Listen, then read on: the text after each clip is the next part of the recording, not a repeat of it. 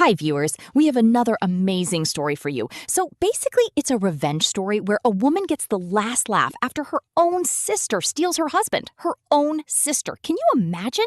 Also, we work really hard to give you best stories daily. Can you subscribe, please? And like this video, pretty please? So let's begin the story. The lawyer said my name, not Claire's. Mine. Mara Ellison.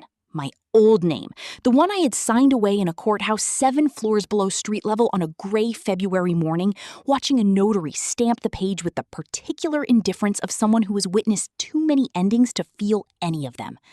Daniel, apparently, had never let it go. I watched the blood drain from my sister's face in stages. First the cheeks, then the corners of her mouth. Then something behind her eyes went flat in a way her careful, practiced expression couldn't fully conceal. Her fingers found the edge of the conference table and gripped it, the instinct of someone whose floor has just dropped away beneath them. Claire didn't say a word. For the first time in 31 years of watching her operate, she had nothing. Let me tell you about Claire before you dismiss her, because she deserves to be understood on the way out. Claire Solis, now Claire Whitfield for whatever that title is still worth, is 3 years younger than me and has always moved through the world with the quiet conviction that whatever I had was simply waiting to be redistributed. It started with small things. Sweaters returned ruined or not returned at all, friends slowly absorbed into her orbit, attention redirected at family dinners through no obvious mechanism, just a warmth so practiced it was nearly invisible. She was never cruel. That was the trap. She was funny, she was magnetic, and the taking was done with such effortless grace that anyone watching would have struggled to identify the precise moment where charm became calculation. I spent 31 years identifying it. I know exactly where it lives. I met James Whitfield at an industry conference 6 years ago. He was 34, building a supply chain software company on what he described as stubbornness, cold brew, and a deliberate refusal to check his savings account. He was funny in the way people are funny when they're genuinely nervous. He believed in what he was building with the daily, unglamorous commitment of someone who simply hadn't stopped yet. We dated for 18 months. We married at a small orchard venue outside the city, 60 guests, a catered truck, string lights hung between apple trees that weren't quite in season. We ate leftovers on a secondhand sectional in an apartment whose parking situation I refuse to revisit even now. We talked about the company constantly. Pitch decks, funding rounds, the specific emotional exhaustion of asking people to believe in something that didn't yet have proof. I believed in it. I believed in him. Then the company went public. $390 million on a Wednesday in September. By Thursday, James Whitfield was a different kind of person to everyone who had previously found him unremarkable. Not to me. He was still the man who set 3 alarms and slept through all of them, who kept a reading list he never touched, who called his father every Sunday regardless of whether they'd argued the week before. Still him. But to everyone else, transformed. Claire noticed. She began appearing more frequently. That was the first signal, a shift in the rhythm of her presence. Dinners that had been quarterly became monthly. Visits that required coordination began happening without it. She had always understood the power of proximity, of simply being in the room consistently enough that your presence becomes unremarkable. And she brought that skill to bear with a focus I recognize now as deliberate. I saw it clearly for the first time at a dinner party the following spring. Claire was seated to James's right. I was across the table, managing a conversation with his operations director's husband.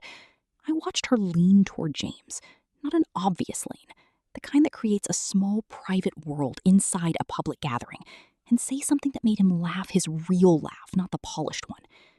I told myself it was nothing. I had built 8 years of something with this man, and I was not going to become someone who was threatened by her own sister. I was wrong to tell myself that. The signs accumulated the way they always do. Not as dramatic gestures, but as background noise that slowly becomes the only thing you can hear. James started mentioning her in conversation where her name had no reason to appear. Claire had an interesting thought about that. Claire thinks we should consider... And then a pause. A recalibration. The brief expression of someone who has said slightly more than they planned. I saw her name on his phone once, on the kitchen counter, and I didn't ask about it. Because I was 33 years old and I refused to be the person who went looking through someone's messages. I should have looked. The particular cruelty of a slow betrayal is that the pain doesn't arrive in one place where it can be addressed. It spreads. It lives in your chest like a bruise that only hurts when something presses against it. You know, but you permit yourself not to know yet because the knowing has consequences and you're not ready for them. I pressed it finally on a Sunday in March when James came home from a dinner I hadn't been told about. A small group, he'd said earlier that week, work people. I stood at our kitchen counter and something in the quality of his distance told me that the dinner had included Claire and that the work people were a selective account. I asked him directly. He said yes, she'd been there. It wasn't a significant thing. I said, James, look at me. He looked at me, and then his eyes moved. Not away exactly, but slightly, involuntarily. The tiny shift of a man who's been holding something for a long time and is tired of holding it, but doesn't yet know how to set it down. That was the moment. Not the words, the look. We talked for 4 hours that night. Or we tried to. We circled the thing, approached it from different angles, and ultimately arrived at the mutual agreement that we needed time, distance, and professional guidance. We went to couples counseling twice. On the third appointment, James sat at the kitchen counter and said, I'm not in a good place with us. That was the complete explanation. I want to be honest about the months that followed because I've been managing the account of them, internally mostly, for over a year. I was not okay. My therapist, Dr. Nina Osei, told me at our 4th session that describing it as grief wasn't dramatic, that the end of a long marriage is a genuine loss with stages and a timeline that doesn't negotiate with your sense of dignity. I was not dignified. For about 8 weeks, I was the least composed version of myself I have ever been. Then, I got up. I hired a family law attorney, Diane Chukwu, 22 years of practice, who approached my situation with the calm precision of someone whose goal is not to make you feel better immediately, but to position you well for what follows. The settlement, finalized in November, reflected the years I had spent inside the company's survival, without a title to show for it. My income during the lean years, the ways I had quietly subsidized the operation while James was building, the record of a partnership that the IPO had rendered invisible, but that Diane had documented with care. James was fair. Whatever happened, he was fair in a way that he wasn't obligated to be. I told Diane I knew, and I didn't say anything further. 3 months later, my sister married him in a vineyard outside Sonoma. Ivory gown, off-shoulder, perfectly fitted. I saw the photographs because an acquaintance, not understanding that I wanted no such gift, sent them on a Thursday morning with a message that read only, saw this. I don't even know what to say. Claire was radiant. She had spent 3 years working towards something that had belonged to me, and it had come off exactly as she'd planned. I looked at the photos for about 90 seconds. Then I turned my phone over and went to work. 11 days. That's how long my sister was Mrs. James Whitfield before he died. He was 41 years old. A cardiac event. Sudden. No prior history. The kind of thing that arrives without warning and leaves behind only the stunned, specific disbelief of people who had simply assumed he would keep existing. I found out through Diane, who was called by a colleague with whom James had shared a corporate attorney. Diane called me at 7 in the morning. I sat on the edge of my bed and looked at the wall for a long time. He had been my husband for 8 years. He had been my former husband for 4 months. We had arranged ourselves into people who had once been central to each other and were now parallel lives, close enough to acknowledge, too far to touch. He was 41 years old. Claire was photographed outside the hospital before the news had been made public. I know this because 4 separate people mentioned it to me. She had arrived in a black coat and dark glasses at a time that would have required either extraordinary information or extraordinary luck, and she had never been particularly lucky. I noted it. I filed it. I didn't yet know what to do with it. At the funeral, she moved through the room with the ease of a woman who has organized her sorrow into a performance and is delivering it with professional polish. The dress was precisely right.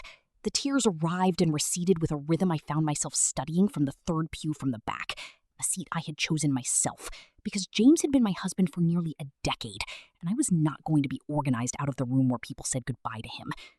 She spotted me once. For a moment, the performance slipped. What was underneath wasn't grief.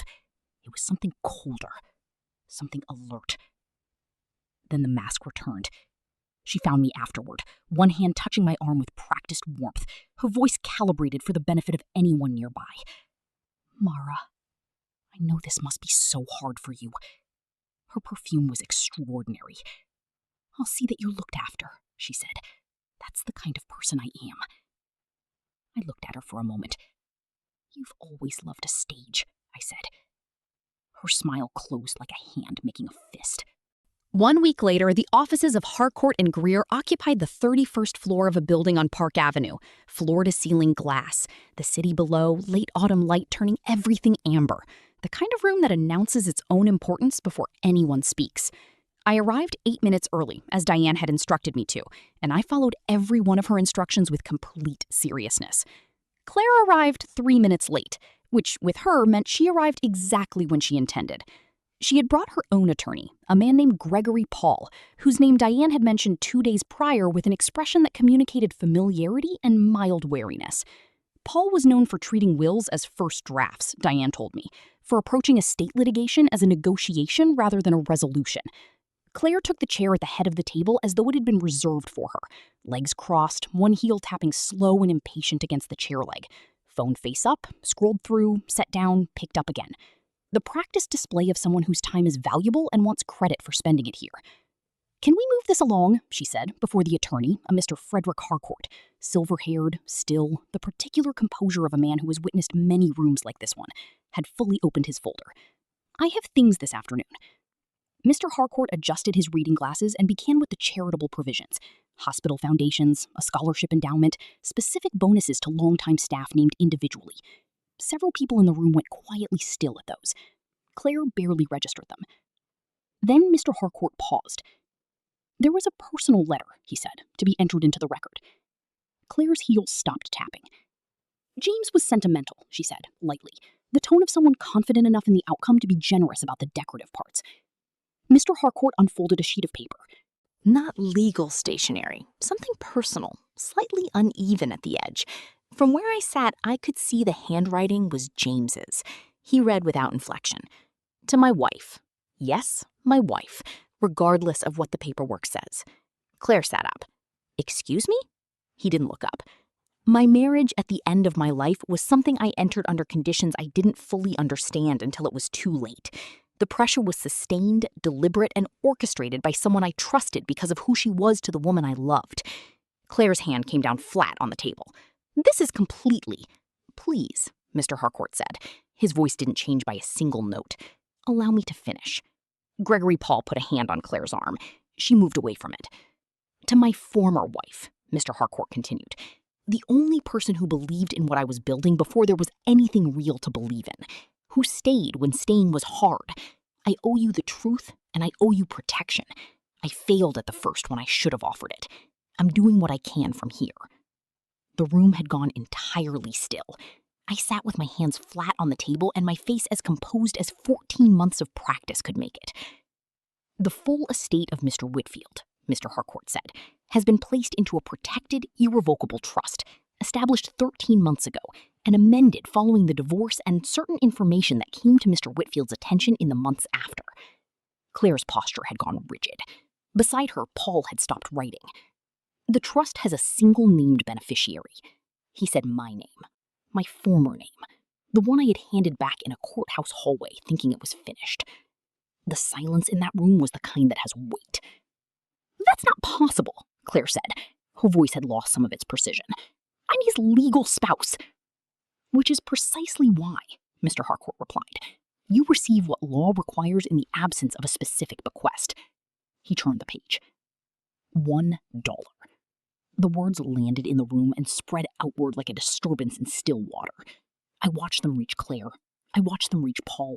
I watched them reach the 2 associates seated along the wall who had arrived expecting an administrative warning and were not going to forget this one. Claire laughed. It came out wrong. Too sharp, too sudden. None of her usual warmth in it. The sound of someone whose plan has collapsed faster than they can compensate for.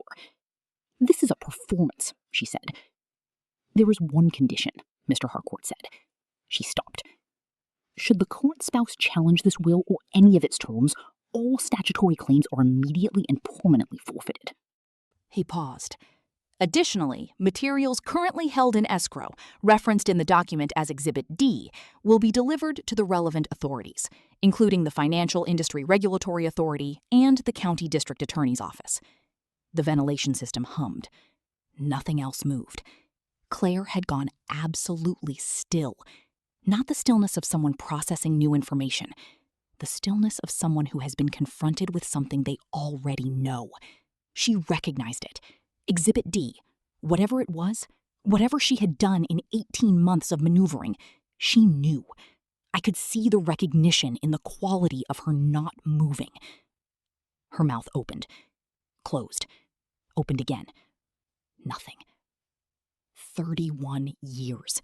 I had watched this woman operate for 31 years.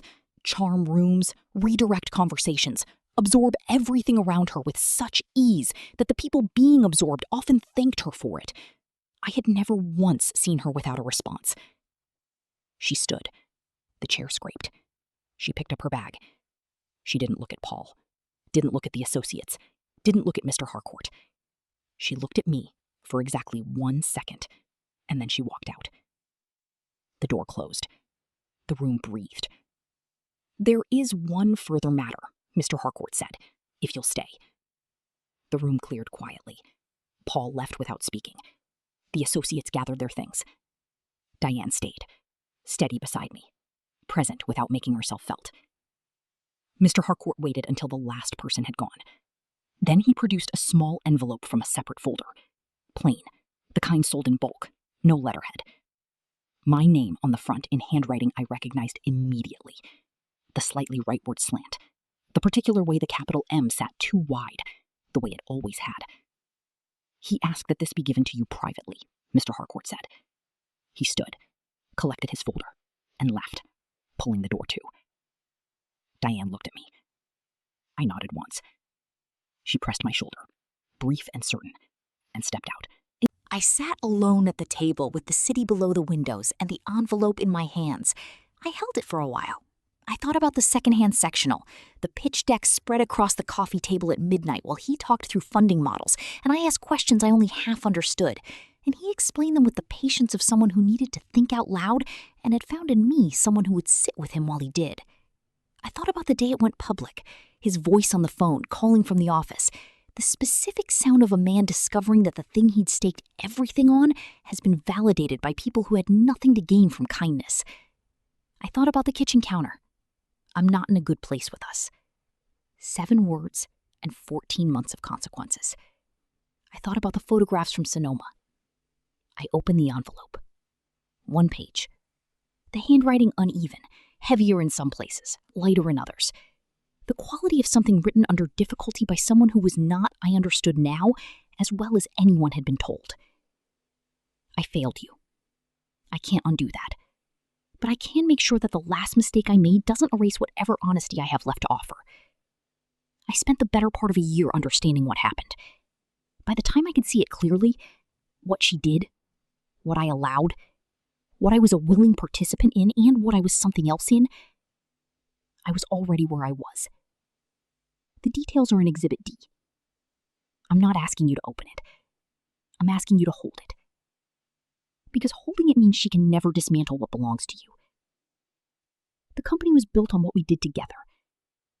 That's documented, even if it was never in a title. What I'm leaving you isn't generosity. It's a debt I can only settle this way. I'm sorry for all of it. Most of all for the time I let you believe you weren't enough. You were the only thing that actually was. Jay. I folded the letter. I put it back in the envelope. I looked out at the city for a long time, at the particular November light on the park below, the way it falls across everything like something that can't quite decide whether to stay. Then I picked up my phone and called Diane. I'm ready, I said. 6 months later. The estate was complex. Taxes, holding structures, the layered architecture of a technology fortune that took Diane the better part of half a year to navigate properly. What came to me at the end of it was substantial. Not everything, but enough. I've been thinking about that word. Enough. Enough to start the thing I had been sketching on legal pads for 3 years. A small firm helping early-stage companies build the operational foundations that founders, absorbed in the idea, tend to neglect until neglecting them becomes a crisis. The thing I had been doing functionally for 8 years, inside a company, without a name for it. Diane closed the transfer on a Monday. I didn't celebrate. I made dinner. I called my mother. I told her it was done. Claire did not contest the will. I know this not because she told me. We haven't spoken since the conference room, and I've reached a kind of peace with the possibility that we may never speak again. But because Diane monitored the relevant filings for 90 days, and nothing appeared. The deadline passed quietly. Exhibit D remained sealed in escrow, with instructions that it would be forwarded to the relevant authorities if any legal challenge was filed within 5 years. I don't know what's in it. I've considered whether I want to know. I've decided, for now, that what matters is that she knows it exists, and that it holds, and that the holding is enough. Dr. Nina Osei told me at a session last month that what I was experiencing wasn't closure, that closure is a story we tell grief to give it a shape it doesn't naturally take, but something she called settlement, the quality of a thing that has stopped moving. Is that sufficient? She asked. I thought about it. I'm not sure that's the question, I said. She waited. The question is whether I can build on top of it, I said. Whether where I'm standing now is solid ground. She nodded slowly. Is it? I looked at the window of her office, a street-level view of a block in the West Village, a flower stand, a woman with a bicycle, the ordinary forward motion of an afternoon. Yes, I said. I kept the letter. It's in a plain envelope in the top drawer of my desk at the new office, a space I found myself, in a building I chose, with windows that catch the light in the late afternoon. It isn't there as a monument to what was taken from me. It's a record of what was true. He loved me when it cost him something. He lost his way when loving me became effortless. At the end of everything, he gathered what remained of his decency and directed it toward me. That isn't a love story, but it's not nothing either. Somewhere my sister is navigating consequences I had no hand in engineering. I've heard, through the quiet channels of mutual acquaintances, that certain questions about what she knew and when and what Exhibit D contains have not stayed as neatly contained as she might have hoped. Information, once it begins to move, doesn't always stay in envelopes. But that's her story. Mine is this. I was in a room on the 31st floor when a lawyer read my former name into the record, and the ground moved beneath a woman who had spent her entire life standing on things that weren't hers. For one moment, before she recovered herself and walked out and became someone else's problem, I watched her understand something she had never had to understand before. That the world hadn't been arranged against her all along. It had been arranged against me. And it had finally, quietly corrected itself.